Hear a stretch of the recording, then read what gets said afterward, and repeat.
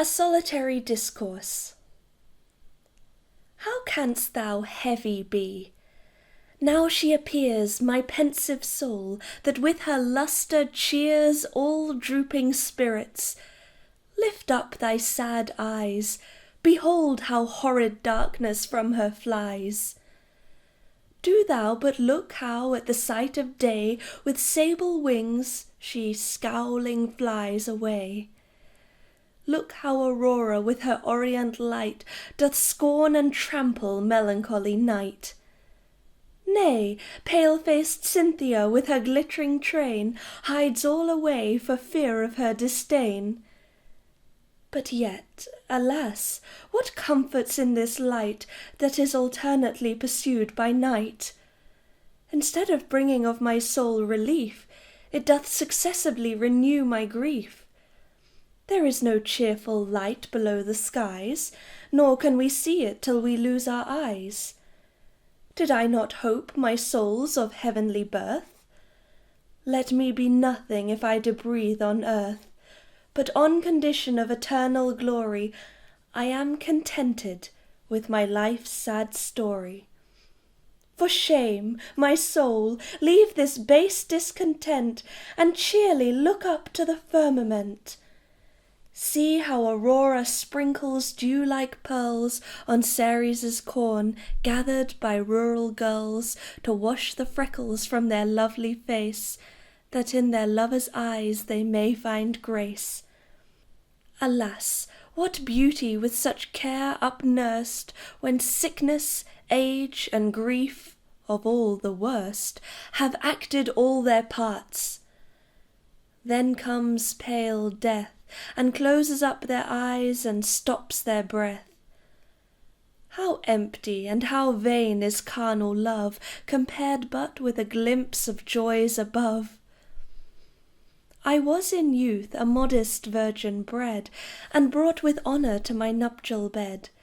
To a most lovely youth, and nobly born, virtue and beauty did his youth adorn.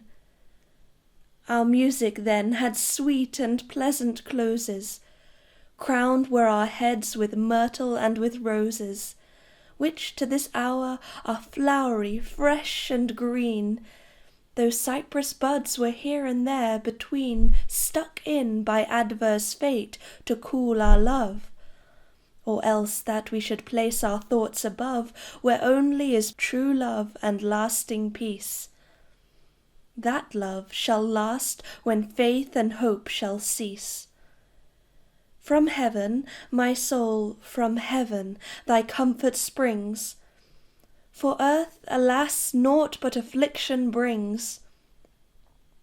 Look up once more, here's that thy heart will ease, or surely nothing will thy fancy please.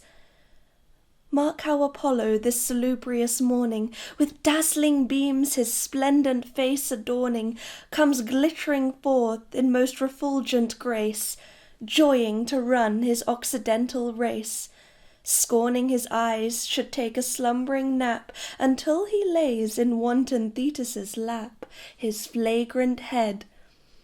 Then she, in love, belaves his burning tresses with her cooler waves, and that sweet dew on flowers redolent, which breathes to us an aromatic scent, he with his heat exhales above our view, which doth nocturnally descend in dew.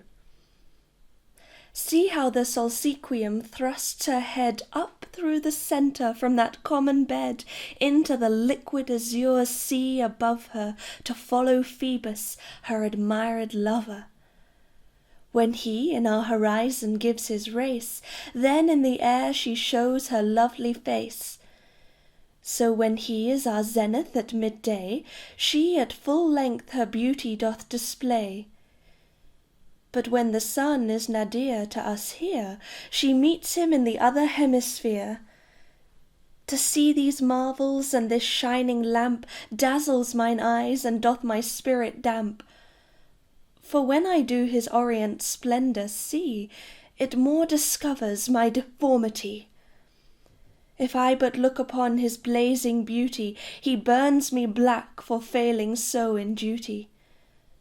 But if in innocence I had stood upright, nor sun nor moon should hurt me day or night.